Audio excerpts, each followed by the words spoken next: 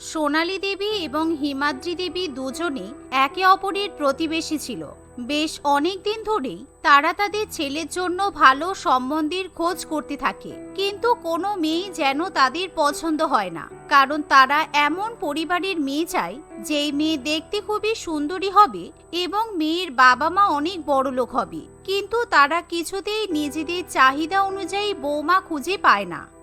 এরই মধ্যে হঠাৎই একদিন তাদের পাড়ায় খুব সুন্দর দেখতে এক যুবতী মেয়ে ভাড়া থাকতে আসে। রিয়া নামে সেই মেয়েকে প্রথম দেখাতেই সোনালী দেবী এবং হিমাদ্রি দেবী পছন্দ করে বসে। পরের দিন থেকেই সোনালী দেবী এবং হিমাদ্রি দেবী দুজনে মিলে রিয়ার সঙ্গে ভাব পাতানোর চেষ্টা করে। তারা দুজনেই ভালো ভালো খাবার রান্না করে রিয়ার বাড়িতে নিয়ে যায়, কিন্তু সেখানে গিয়ে দুই প্রতিবেশী একে অপরকে দেখে মোটেই খুশি হয় না। কিরে, তুই আবার আমার পিছু পিছু এখানে এলি কেন? আমি যা করব তোকেও কি তাই করতে হবে? তোকে কপি করতে আমার বয়েই গেছে। আমার তো রিয়াকে খুব পছন্দ হয়েছে। রিয়াকে আমি আমার বাড়ির বৌমা করতে চাই, সেই জন্যই আমি আমার হবু বৌমার জন্য খাবার রান্না করে নিয়ে এসেছি। কে বলল রিয়া তোর বাড়ির বউ হবে? রিয়া আমার ছেলের বউ হবে। আর আমি জানি রিয়া তোর ছেলেকে মোটেই পছন্দ করবি না। তোর ছেলের থেকে আমার ছেলে দেখতে অনেক হ্যান্ডসাম আর অনেক বেশি টাকা ইনকামও করে। আমার ছেলে দেখতে কেমন, কত টাকা ইনকাম করে সেসব নিয়ে তোকে ভাবতে হবে না। আমি যখন বলেছি রিয়াকে আমি বাড়ির বৌমা করব, তখন আমি রিয়াকেই আমার বাড়ির বৌমা করে নিয়ে যাব। এমন সময় বাড়ির বাইরে চিৎকার চেঁচিমেচি শুনে রিয়া বেরিয়ে আসে। এ কি, আপনারা দুজনে এখানে দাঁড়িয়ে দাঁড়িয়ে ঝগড়া করছেন কেন? কি হয়েছে? আরে না না, আমরা ঝগড়া করছি না, আমরা একটু নিজেদের মধ্যে কথা বলছিলাম। এই দেখো মা, আমি তোমার জন্য কত কিছু রান্না করে নিয়ে এসেছি। চলো ঘরে চলো, বসে খেয়ে নেবে। আমিও তোমার জন্য বিরিয়ানি আর চিকেন চাপ রান্না করে নিয়ে এসেছি। তুমি তো এখন এই পাড়ায় নতুন, তাই তোমাকে রান্না বান্না করতে হবে না, তুমি আমাদের বাড়িতেই খাবে। দুজনের মুখে এমন কথা শুনে রিয়া খুবই অবাক হয়। সোনালী দেবী এবং হিমাদ্রি দেবী দুজনে মিলে জোর করে রিয়াকে নিজে হাতে অনেক কিছু খাবার খাইয়ে দেয়। রিয়াকে পেট ভরে খাবার খাওয়ানোর পর এবার তারা ধীরে ধীরে রিয়ার সঙ্গে নিজেদের ছেলের বিয়ের কথা বলতে শুরু করে। আসলে রিয়া, তোমাকে আমার ছেলের বৌমা হিসেবে খুব পছন্দ হয়েছে। তোমার যদি আপত্তি না থাকে তাহলে আমি তোমার বাবা মায়ের সঙ্গে দেখা করতে চাই। তোমার বাবা মা কোথায়? না না, একদম ওর কথা শুনবে না। ওর ছেলেকে তোমার পছন্দ হবে না। তুমি যেমন দেখতে সুন্দর, আমার ছেলে দেখতে সেরকমই হ্যান্ডসাম। আমার ছেলেকে দেখা মাত্রই তোমার খুব পছন্দ হয়ে যাবে। তুমি তোমার বাবা মায়ের ফোন নাম্বার দাও, আমি তোমার বাবা মায়ের সঙ্গে কথা বলবো। আরে দাঁড়ান, আপনারা এভাবে ঝগড়া করবেন না। আমার বাবা মা এখানে থাকে না, আমার বাবা মা বিদেশে থাকে। আমিও আমার বাবা মায়ের সঙ্গে বিদেশেই থাকতাম, কিন্তু আমি এখানে এসেছি কারণ আমি এখানে একটা বিজনেস সেট আপ করতে চাই। আগে আমি নিজের বিজনেসে সফল হব, তারপর আমি বিয়ের কথা ভাববো। রিয়ার মুখে এমন কথা শুনে সোনালী দেবী এবং হিমাদ্রি দেবী দুজনেই অনুধাবন করতে পারে যে রিয়া অত্যন্ত বড়লোক পরিবারের মেয়ে, তাই রিয়াকে তারা নিজেদের বাড়ির বৌমা করার জন্য উঠে পড়ে লাগে। নিশ্চয়ই মা, তুমি তোমার ব্যবসাতে সফল হবে, আমার বিশ্বাস আছে। কিন্তু তার আগে বিয়ের কথা বলে রাখলে তো খুব সুবিধা হবে। এখানে তুমি একা একা থাকবে, তোমারও তো একটা পরিবার দরকার, সাপোর্ট দরকার। দরকার পরে রেজিস্ট্রি করা থাকবে, পরে না হয় সামাজিকভাবে বিয়ে হবে। দেখুন, আমি তো আপনাদের ছেলেকে এখনো দেখিনি। আমি যাকে বিয়ে করব তাকে আমি ভালো করে আগে চিনতে চাই, জানতে চাই। আপনারা এক কাজ করুন, আপনারা দুজনেই আপনাদের ছেলেদের নাম্বার দুটো আমাকে দিয়ে দিন। আমি কয়েকদিন ওদের সঙ্গে থাকার পর আমার যাকে পছন্দ হবে আমি তাকেই বিয়ে করব। এই শুনে হিমাদ্রি দেবী এবং সোনালী দেবী দুজনেই খুবই খুশি হয়, আর তারা তখনই রিয়াকে নিজেদের ছেলের নাম্বার দিয়ে দেয়। সেই সাথে সোনালী দেবী এবং হিমাদ্রি দেবী বাড়িতে গিয়ে নিজেদের ছেলেকে খুব ভালো মতো বুঝিয়ে দেয় যে কিভাবে রিয়াকে পটাতে হবে। পরের দিন থেকেই সোনালী দেবীর ছেলে নিখিল এবং হিমাদ্রি দেবীর ছেলে রাকেশ দুজনেই অফিসে যাওয়ার আগে খুব স্টাইল করে বাড়ি থেকে বেরোয়। তারা দুজনেই নিজের নিজের বাইক নিয়ে রিয়ার বাড়ির সামনে গিয়ে দাঁড়ায়। মাঝে মধ্যেই তারা একসাথে বাইকের হর্ন বাজাতে থাকে। একদিন শব্দ পেয়ে রিয়া ব্যালকনিতে এসে দাঁড়ায়। রিয়াকে দেখা মাত্রই রাকেশ তার দিকে তাকিয়ে হাই করতে শুরু করে। Hi beautiful, I am Rakesh.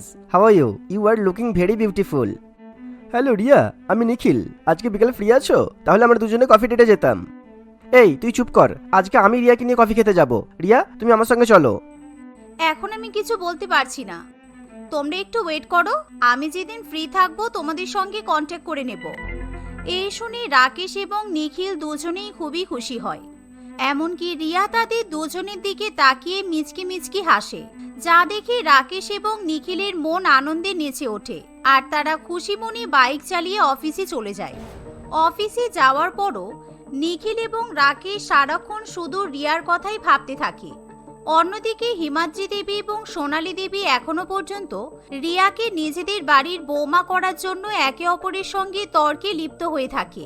তারাও নিজেদের মতো প্রচেষ্টা চালিয়ে যায়। প্রতিদিনই 2 বেলা 3 বেলা করে তারা নানান রকম খাবার দাবার রান্না করে রিয়ার বাড়িতে দিয়ে আসে, যার ফলে রিয়াকে বাড়িতে আলাদা করে কোনো রান্নাই করতে হয় না। দেখতে দেখতে এভাবে আরো 2-1 দিন কেটে যায়। এরই মধ্যে একদিন সন্ধ্যাবেলা রিয়া মনে মনে ভাবে, আমি তো আর কারোর লুক দেখে বিবেচনা করতে পারি না কে কেমন, রাকেশ ভালো নাকি নিখিল ভালো সেটা জানার আগে আমাকে দুজনের সঙ্গে ডেট করতে হবে। আমি বরং আজকে রাকেশের সঙ্গে কফি ডেটে যাই। এই ভেবে রিয়া রাকেশকে ফোন করে। হ্যালো রাকেশ, আমি রিয়া বলছি। অ্যাকচুয়ালি আজকে আমি সন্ধ্যা 7টার পর ফ্রি থাকবো। আমাকে কোথায় যেতে হবে বলো, আমি চলে যাব। আরে তোমাকে কষ্ট করে কোথাও যেতে হবে না, আমি অফিস থেকে তাড়াতাড়ি বেরিয়ে পড়ছি। তুমি রেডি হয়ে থেকো, আমি আমার বাইকে বসিয়ে তোমাকে কফি শপে নিয়ে যাব। রিয়া ফোন করেছে দেখে রাকেশ আনন্দে নাচতে শুরু করে। ওকে ঠিক আছে, ডান, সি ইউ সুন। এই বলে রিয়া ফোন রেখে দেয়। আর রাকেশ তখনই অফিসের কাজকর্ম সেরে তাড়াতাড়ি করে বাড়িতে ফিরে যায়। বাড়িতে গিয়ে রাকেশ স্নান করে নতুন শার্ট প্যান্ট পরে খুব সুন্দর করে তৈরি হয়ে নেয়। বাড়ি থেকে বেরোনোর আগে সে নিজের গায়ে অনেক বেশি করে পারফিউমও ছড়ায়। বাইক নিয়ে সে সোজা রিয়ার বাড়ির সামনে গিয়ে দাঁড়ায়। রিয়াও খুব সুন্দর স্টাইলিশ মডার্ন জামা কাপড় পরে তৈরি হয়ে রাকেশের বাইকের পেছনে বসে পড়ে। রাকেশও খুশি হয়ে হু হু করে বাইক চালাতে শুরু করে দেয়, যা দেখে হিমাদ্রি দেবী আনন্দে আত্মহারা হয়ে ওঠে। অন্যদিকে সোনালী দেবী তেলে বেগুনে জ্বলে ওঠে। কি হলো, খুব তো বলছিলি তোর ছেলেকে নাকি আমার ছেলের থেকে দেখতে বেশি সুন্দর। দেখ রিয়া কাকে পছন্দ করলো। শেষ পর্যন্ত তাহলে রিয়া আমার বাড়ির বৌমা হচ্ছে। তোকে কিন্তু আমি অ্যাডভান্স নিমন্ত্রণ করছি। খুব তাড়াতাড়ি আমি রিয়ার সঙ্গে রাকেশের বিয়ে দেব। অন্যদিকে রাকেশ এবং রিয়া কফি শপে বসে কফি খায় এবং একে অপরের সঙ্গে অনেক গল্প করে। রাকেশ প্রতিটা পদক্ষেপে শুধু রিয়াকে পটানোর চেষ্টাই করতে থাকে। রিয়াকে পটানোর জন্য সে তাকে একটা বড় শপিং মলে নিয়ে যায় আর সেখান থেকে রিয়াকে প্রায় 50,000 টাকা খরচা করে অনেক কিছু কিনে দেয়। রাত্রিবেলা ডিনার করে তারা দুজনে অনেক রাতে বাড়িতে ফিরে যায়, যা দেখে নিখিল এবং তার মা দুজনেরই খুবই মন খারাপ করে। কিন্তু পরের দিন সন্ধ্যাবেলা রিয়া আবার নিখিলকে ফোন করে বলে, নিখিল তুমি কি আজকে ফ্রি আছো? তাহলে আজকে আমি তোমার সঙ্গে ডেটে যাব। এই শুনে নিখিল আনন্দে আত্মহারা হয়ে ওঠে। সোনালী দেবীও খুবই খুশি হয়। সেদিন নিখিলও খুব সুন্দরভাবে তৈরি হয়ে রিয়ার সঙ্গে ডেটে যায়। আজকে আবার নিখিল এবং রিয়া দুজনেই সিনেমা দেখতে যায়। তার উপর নিখিল রিয়াকে ইমপ্রেস করার জন্য 1 লক্ষ টাকা দিয়ে একটা ডায়মন্ড রিং কিনে রিয়াকে পরিয়ে দেয়। পরের দিন সোনালী দেবী মিষ্টি নিয়ে সোজা হিমাদ্রি দেবীর বাড়িতে গিয়ে পৌঁছায়। কিরে, কিছু খবর পেলি? সেদিন রিয়া তোর ছেলের সঙ্গে কফি খেতে গিয়েছিল বলে তুই তো খুব লাফাচ্ছিলি, তাই না? কিন্তু তুই হয়তো জানিস না, কালকে রিয়া আমার ছেলের সঙ্গে সিনেমা দেখতে গিয়েছিল। আমার ছেলে তো রিয়াকে রিং পরিয়ে এঙ্গেজমেন্টও সেরে ফেলেছে। আশা করছি তোর এবার বুঝে যাওয়ার কথা, তোর ছেলেকে কিন্তু রিয়ার পছন্দ হয়নি। তাই জন্যই রিয়া আমার ছেলের সঙ্গে ডেট করতে শুরু করেছে। এমন কথা শুনে হিমাদ্রি দেবী খুবই রেগে যায় আর সে তখনই তার প্রতিবেশীর সঙ্গে ঝগড়া করতে শুরু করে দেয়। এভাবে দেখতে দেখতে আরো কিছুদিন কাটে। কিন্তু রিয়া কখনো নিখিলের সঙ্গে ঘুরে বেড়ায়, আবার কখনো রাজেশের সঙ্গে ঘুরতে যায়। আবার রিয়া মাঝে মধ্যে হিমাদ্রি দেবীকে মা বলে ডাকে, আবার কখনো সোনালী দেবীকে শাশুড়ি মা বলে সম্বোধন করে। দেখতে দেখতে আরো কিছুদিন কাটে। একদিন রিয়া নিখিলকে আলাদা করে ডেকে বলে, নিখিল, আমি তোমাকে বিয়ে করতে চাই, কিন্তু এই কথাটা তুমি কাউকে বলবে না। তুমি যেন রাকেশ কিংবা হিমাদ্রি কাকিমাকে কিছু জানাবে না। আমরা লুকিয়ে লুকিয়ে বিয়ে করব, কারণ ওরা যদি জানতে পারে তাহলে কিন্তু ওরা কখনোই আমাদের বিয়ে হতে দেবে না। এই কথা শুনে নিখিল খুবই খুশি হয়ে বলে, হ্যাঁ নিশ্চয়ই, তুমি যেটা বলবে আমি সেটাই করব। তুমি বলো কবে বিয়ে করতে চাও? বিয়ে তো আমি করব, কিন্তু আমার মাথায় এখন একটা বড় টেনশন আছে। আসলে তুমি তো জানো আমি এখন নিজের একটা বিজনেস দাঁড় করাতে চাইছি, কিন্তু রিসেন্টলি আমার একটা ফিনান্সিয়াল প্রবলেম হয়ে গেছে।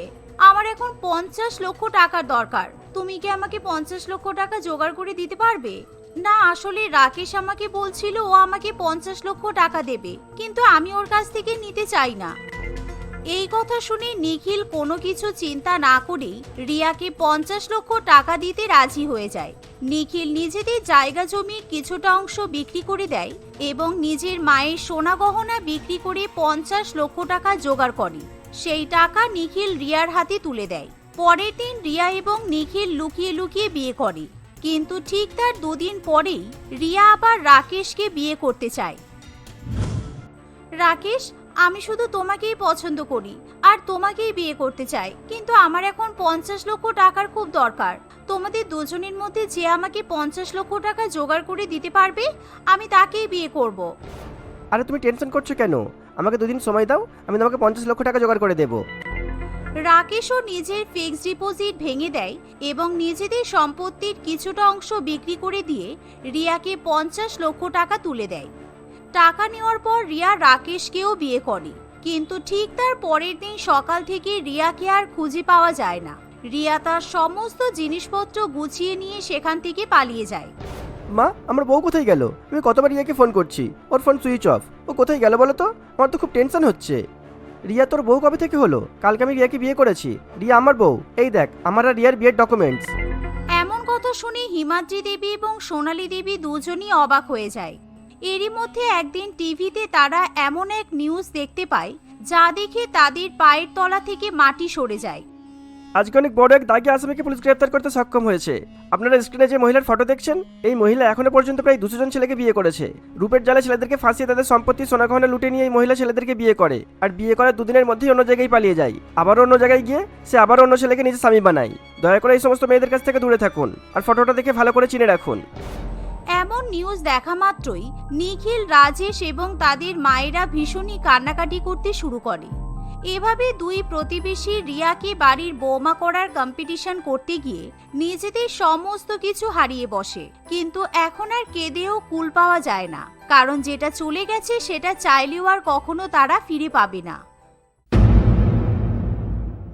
কাশীপুর একটি ছোট গ্রাম ছিল, আর সেখানকার সবাই পাশের শহর ধানকোটায় গিয়ে কাজকর্ম করত।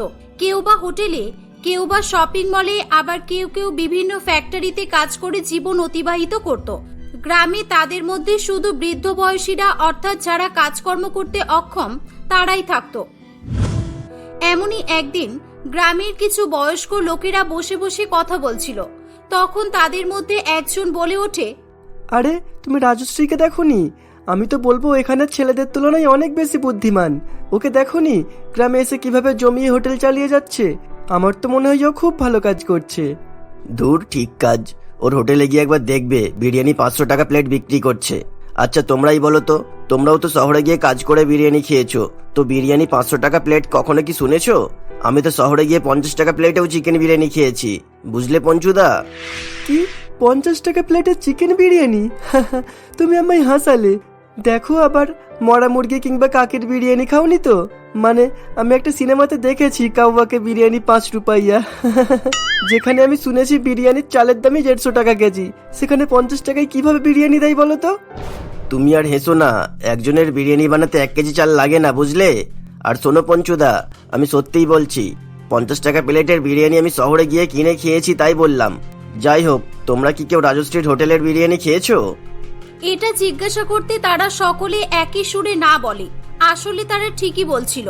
তারা শুধু রাজশ্রীর হোটেলই নয়, তারা কেউ কখনো শহরেও বিরিয়ানি খায়নি। তারা শহরে গেলেও টাকার অভাবে নামি দামি হোটেলে ঢুকতো না।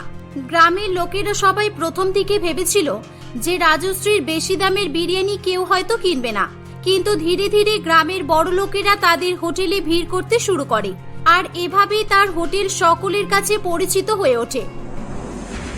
এভাবেই বেশ কিছুদিন চলতে থাকে। একদিন রাজশ্রী হোটেলে ছিল, তখন কি এখানে যেন বনমালীর মেয়ে রাজশ্রীকে দেখলাম। ও কি এখানে হোটেল বানিয়েছে নাকি?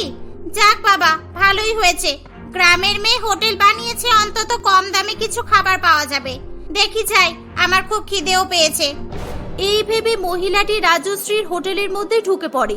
তাকে হোটেলে ঢুকতে দেখে রাজশ্রী মুখ বিকৃত করে। আসলে মহিলাটি গ্রামের একটি ভিক্ষুক ছিল, আর তার কাছে যে কম টাকা থাকবে এটা রাজশ্রী ভালোভাবেই জানতো। আরে আরে দাঁড়াও, কোথায়? ভেতরে চলে আসছো? কি দরকার? ওখান থেকেই দাঁড়িয়ে বলো। দেখতে পাচ্ছ না হোটেলে সবাই খাওয়া দাওয়া করছে? না মানে, আমিও খেতে এসেছি, আমার খুব খিদে পেয়েছে। আর এই দেখো, আমার কাছে 50 টাকা আছে, এটা নিয়ে আমাকে কিছু খাবার দাও না। কি 50 টাকার খাবার? এখানে 50 টাকায় কিছু পাওয়া যায় না, যার দাম অনেক। এক প্লেটের দাম 500 টাকা, বুঝেছো? যাও এখান থেকে। আমায় কিছুটা দে না মা, আমি বিরিয়ানি কোনোদিন খাইনি। শুনেছি বিরিয়ানি খেতে নাকি অনেক ভালো হয়। তুই এক প্লেট না দিস, আমাকে 50 টাকার বদলে কিছুটা অন্তত দে। এই যাও তো এখান থেকে, আমি বললাম না 50 টাকার এখানে কিছুই পাওয়া যায় না, তবু এখানে দাঁড়িয়ে আছো? যত সব সকাল সকাল মাথা খারাপ করতে চলে আসে। আমি বিরিয়ানির দোকান খুলেছি, বুঝেছো? এখানে গরিব ভিখারিদের 50 টাকার বিরিয়ানি খাওয়ানোর জন্য লঙ্গরখানা খুলিনি। রাজশ্রীর এরকম কথা শুনে মহিলাটি মন খারাপ করে সেখান থেকে চলে যায়। এভাবেই সময় অতিবাহিত হতে থাকে। গ্রামে একটি মাত্র হোটেল হওয়ায় দিনের পর দিন রাজশ্রীর ব্যবসায় উন্নতি হতে থাকে। এখন তার হোটেলে দূর দূর থেকে লোক বিরিয়ানি খাওয়ার জন্য আসতো। গ্রামের দরিদ্র লোকেরা কখনো সেখানে যাওয়ার সাহস পেত না, আর শখের বশে কেউ কেউ গেলেও তারা সেখান থেকে অপমানিত হয়ে বাড়ি ফিরত। এভাবেই আরো কয়েকদিন কেটে যায়। এমনই একদিন মন্টু বাবু, যে কিনা রাজশ্রীর হোটেলে কেমন বিরিয়ানি হয় খেয়ে দেখার জন্য আসে। মন্টু কাকু, তোমাকে আগেই বলে দিচ্ছি, আমার হোটেলে বিরিয়ানির দাম 500 টাকা প্লেট। খাওয়ার পর যেন বলো না এত বেশি দাম কেন। ওই জন্যই আমি আমাদের গ্রামের লোককে বিরিয়ানি বিক্রি করতে চাই না, বুঝেছো? এসে এটা সেটা কথা বলে সময় নষ্ট করবে। আচ্ছা, তুমি তো শহরে গিয়েছো, তা বিরিয়ানির দাম তোমার তো ভালোভাবেই জানা আছে। হ্যাঁ, তা জানা আছে বই কি। শহরে যে শুধু 500 টাকা প্লেটের বিরিয়ানি পাওয়া যায় তা তো নয়, ওখানে খুঁজলে 50 টাকা প্লেটেরও বিরিয়ানি পাওয়া যাবে। খুঁজলে তো ঈশ্বরও পাওয়া যায়, তাহলে সকলকেই খুঁজে বেড়াবে নাকি? দেখো, আমি আগেই বলে দিচ্ছি, খেতে হলে 500 টাকা দিয়ে খাও, আর না হলে চলে যাও। আমি তোমাদেরকে এত কৈফিয়ত দিতে পারবো না। তুমি এত চটে যাচ্ছ কেন? আমি কি ওরকম কিছু বললাম? কিন্তু যে জিনিস কম দামেও পাওয়া যায় সেখানে বেশি দাম হলে তো সকলেই বলবে, তাই না? সকলে দামটাই দেখছে, আমি বিরিয়ানিতে কি কি দিচ্ছি সেটা দেখছে না। আমি সব থেকে দামি চাল 200 টাকা কেজির গোল্ডেন চাল দিচ্ছি, আর বিদেশ থেকে ফ্রেশ চিকেন আনাই। আর আমার বিরিয়ানি আমি KFC চিকেন দিয়ে রান্না করি, যেটার দাম অনেক বেশি। আচ্ছা, ওসব বাদ দাও, আমি 500 টাকা নিয়ে এসেছি, আমাকে এক প্লেট বিরিয়ানি দাও। আসলে কি বলো তো, আমি একটু বিরিয়ানি লাভার। যখন শহরে কাজ করতাম তখন প্রায়ই বিরিয়ানি খেতাম। এখন যে থেকে গ্রামে এসেছি বিরিয়ানি তো খাওয়াই হয় না। মন্টু বাবুর কথা শুনে রাজশ্রী তাকে বিরিয়ানি দিয়ে দেয়। সে বিরিয়ানি খাওয়া শুরু করে। বিরিয়ানি খেয়ে তার মোটামুটি ভালোই লাগে, শুধুমাত্র দামটাই একটু অস্বাভাবিক মনে হয়। মন্টু বাবু যখন বিরিয়ানি খাচ্ছিল তখন সে রাজশ্রীর হোটেলে তার চেনা পরিচিত অশোক নামের একটি ধান চাষিকে দেখতে পায়। মন্টু বাবু তার সঙ্গে কথা বলবে ভেবেছিল, কিন্তু মন্টু বাবুর খাওয়া শেষ হওয়ার আগেই সে সেখান থেকে চলে যায়। বেশ কয়েকদিন কেটে যায়।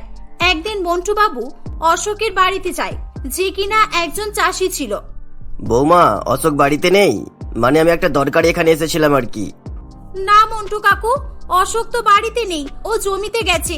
আসলে আজকে আমাদের ধান কাটা হচ্ছে তো। ও, তা বেশ তো বৌমা, তুমি এত মুরগি পুষেছো কেন? মুরগি নিয়ে তুমি কি ব্যবসা শুরু করলে নাকি? আমি তো আগেও এসেছি অনেকবার, একসঙ্গে এত মুরগি তো কখনোই দেখিনি। তারা দুজনে কথা বলছিল, ঠিক তখনই সেখানে অশোক চলে আসে। সে মন্টু বাবুকে সেখানে দেখে খুব খুশি হয়। আসলে মন্টু বাবু একসময় তাদের গ্রামের প্রধান ছিল, আর তাই তারা সকলে তাকে খুব সম্মান করত। মন্টু বাবুকে দেখে অশোক বলে, হ্যাঁ কাকা, তুমি ঠিকই ধরেছো। তোমার বৌমা এখন ব্যবসায়ী হয়ে গেছে। ওই যে রাজশ্রী হোটেল খুলেছে, ওর হোটেলের সমস্ত মুরগি তো তোমার বৌমাই দেয়। আর তোমারটাও বলো যে তুমি আজকাল বিরিয়ানির চাল বিক্রি করছো। ও দাঁড়াও দাঁড়াও, তার মানে আমি যে সেদিন অশোককে বিরিয়ানির হোটেলে দেখলাম, তার মানে তুমি বিরিয়ানি খেতে যাওনি, তাই তো?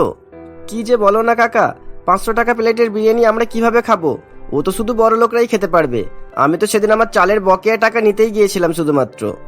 অশোক যখন মন্টু বাবুকে কথাগুলো বলছিল তখন মন্টু বাবুর মাথায় একটি বুদ্ধি আসে। কেন খেতে পারবো না? তোমরা নিশ্চয়ই খেতে পারবে। দেখো, তোমাদের দেওয়া চাল আর মাংস দিয়ে ও বিরিয়ানি বানাচ্ছে, আর তুমি বানাতে পারবে না? কিন্তু বিরিয়ানি তৈরি করতে তো আমি পারি না। এখন কিভাবে বিরিয়ানি তৈরি করব? আমি শুনেছি বিরিয়ানি তৈরি করতে অনেক অভিজ্ঞ রাঁধুনির দরকার লাগে, আর রাজশ্রী বিদেশ থেকে রাঁধুনি হয়ে এসেছে। ও তার মানে ওই রাজশ্রী সকলকেই ভড়কি মেরে বেড়াচ্ছে। আমাকে বললো বিদেশ থেকে চিকেন নিয়ে আসি, আর একে বলেছে বিদেশ থেকে রাঁধুনি এনেছে, তাই তো? দাঁড়া, আমি ওকে বোঝাচ্ছি। হ্যাঁ, তা নিয়ে এসেছে, কিন্তু আমিও বিরিয়ানি রান্না করতে পারি। আমার একটা বিদেশি বন্ধু রাঁধুনি ছিল, আর সেই আমায় বিরিয়ানি রান্না শিখিয়েছিল। তাহলে তো ভালোই হবে কাকা, আমাদের মতো গরিবরাও বিরিয়ানি তৈরি করে খেতে পারবে। আমি অনেকবার রাজশ্রীর হোটেল থেকে বিরিয়ানি নিয়ে আসতে বলেছি, কিন্তু অনেক দামের কারণে অশোক নিয়ে আসতে পারেনি। মন্টু কাকা, তুমি আমাকে কবে বিরিয়ানি রান্না করা শেখাবে বলো তো? মন্টু বাবু এটা শোনার পর তাদেরকে বিরিয়ানি রান্না করা শিখিয়ে দেয়। মালা ভালো রান্না করতে পারায় বাড়িতে খুব সুন্দর বিরিয়ানি রান্না করে এবং সেটি সকলে মিলে খায়। মালার হাতের রান্না খেয়ে মন্টু বাবুও নাম করে। সেদিনের পর থেকে মাঝে মধ্যেই মালা বাড়িতে বিরিয়ানি রান্না করত এবং সে নিজের বাড়িতে এবং আশেপাশের সকলকে বিরিয়ানি খাওয়াতো। এভাবেই বেশ কয়েকদিন চলতে থাকে। একদিন রাজশ্রী অশোকের বাড়িতে এসে বলে, শুনছো অশোক, এই নাও তোমার অ্যাডভান্স টাকা, আর ধান ছেড়ে আমার বাড়িতে পৌঁছে দিয়ে আসবে। আর মালা, এই নাও তোমার মুরগির টাকা। এবারে আরো বড় বড় ফ্রেশ মুরগি দিতে হবে, কেমন? আগের বাড়ির মুরগিগুলো ছোট ছোট ছিল, তাই কিছু কম টাকা দিয়েছি। এ কি ম্যাডাম, আপনি তো আমাকেও কম টাকা দিয়েছেন। এর চেয়ে বেশি তো আমার চাষ করতে খরচ হয়ে গেছে। এত কম টাকাতে আমি কিভাবে চালাবো? হ্যাঁ তুমি ঠিকই বলেছো, আমি প্রত্যেকবারে মুরগি বেছে বেছে দিই, এখন এসে বলছে মুরগি ছোট দিয়েছি। আর দেখো না, কেজি প্রতি 50 টাকা করে কম দিয়েছে। এত কম টাকা দিলে কিভাবে হবে? কার কি হবে না হবে আমি অত শত জানি না, বুঝেছো? এমনিতেই আমার খরিদ্দার কমে গেছে। এই টাকাতে নিতে হলে নাও, আর না হলে বাদ দাও। আমি এর থেকে বেশি টাকা দিতে পারবো না। তা বললে কিভাবে হবে?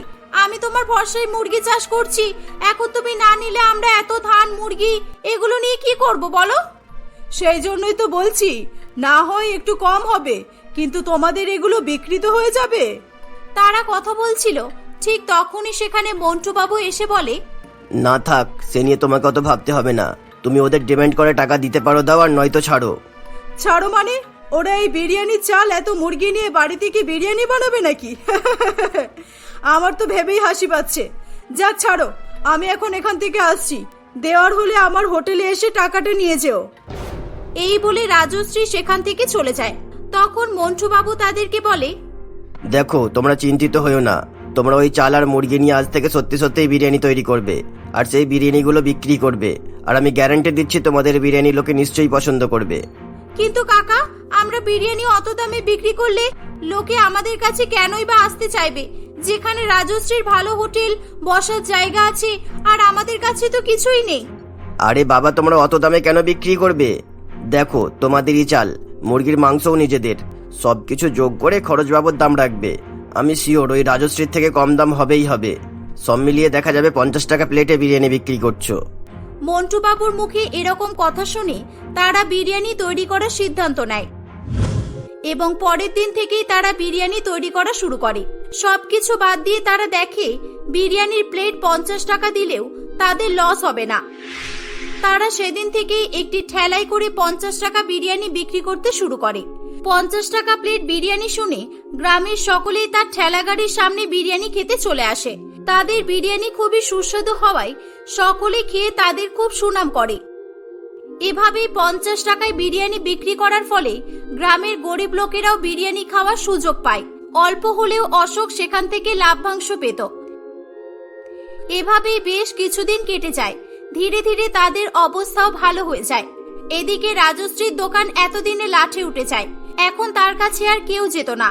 এভাবেই অতি লাভ করার ফলে রাজশ্রী তার ফল পেয়ে গিয়েছিল।